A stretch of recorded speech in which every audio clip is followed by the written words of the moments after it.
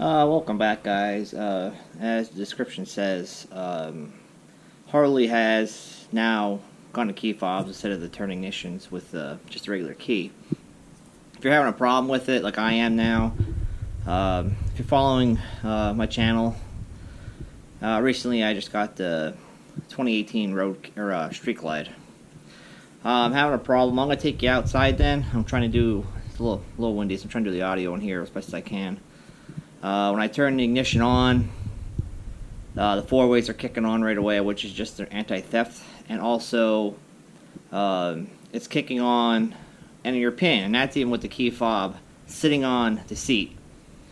I wasn't quite sure what the problem was. I just bought the bike, so I'm a little irritated about it. Granted, I bought it used, but I still have a 3-year warranty on it, so if it's a problem, I'm going to get it straightened out pretty quickly. But after doing some digging, it seems like this is a common problem. Harley's not really, I feel like, educating people enough about this. I heard one of my buddies had a Road King, so he didn't have a fairing on his that came from Harley, so his was just showing 4-ways.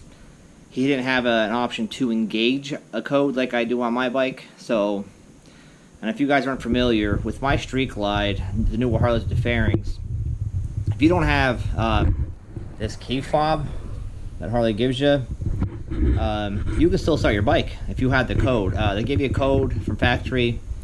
I highly recommend you change it because it's a stupid code. It's super easy to know. Once you get a bike, they tell you what it is, and it's not that hard to figure out on somebody else's bike to get that code, so change that pretty quickly.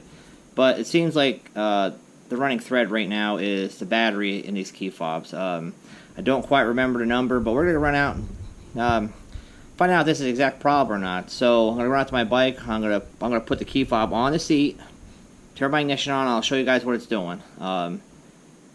It should just be, I would give it a few seconds if it was just trying to engage it, but there's times I literally start that bike up with the code. I'm driving it home, and on the dash it still shows no key fob, or no fob, whatever it says on the dash. It honestly takes about 5 minutes for it to recognize that it's there, which is pretty unacceptable. So if it's not the battery, there's something else in the key fob or something else going on.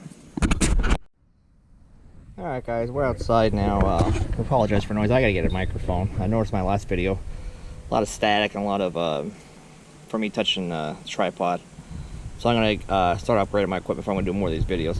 But here's the bike. It's currently off, as you can see. I'm literally gonna put the key fob right on the seat. Now, from there, should just turn the ignition on, and this screen should start lighting up, which it's not. See, now it's telling me to enter my code, or my pin.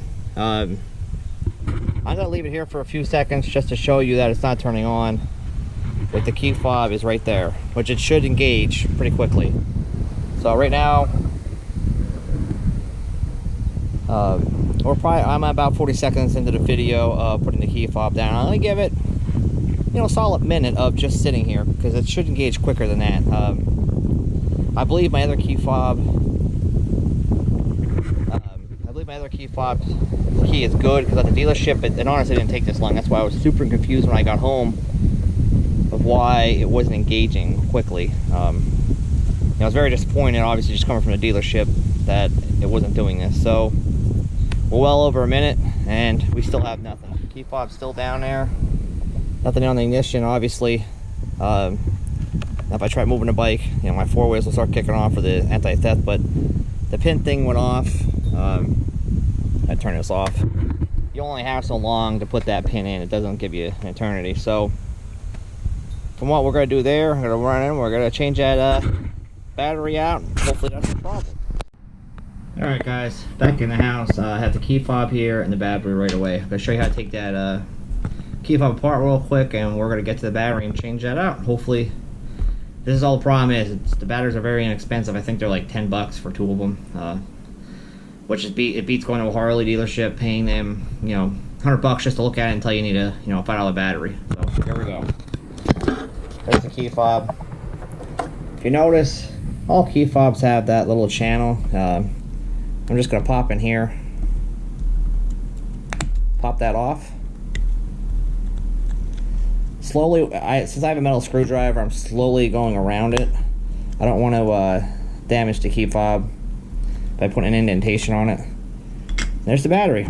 As you can see, it's just a 2032. It's a very common battery. They have them, you know, most convenience stores. I already have one here. Change that out. Put that back in. I honestly just went up, pushed out the old one out, just push the new one in. That's all it is. That's as simple as it is, guys. Like, I'm trying to help you guys out, try to save you a little bit of money before you go to dealership. Try simple fixes. That's it. It's back together. Now, let's run out and see if that was the actual problem. Alright, guys, moment of truth. I really believe this is the problem, so we're just gonna again put the key fob down there, turn it to ignition, up, and see already. That's what I should have did originally. Everything's lighting up right away. That's how simple some of these problems can be. And right there, it's ready to start. You always got to get a few minutes to do its go through its thing on the radio. You know, obviously it comes up on, you know, the warning, all that happy crap. You accept, and that's it.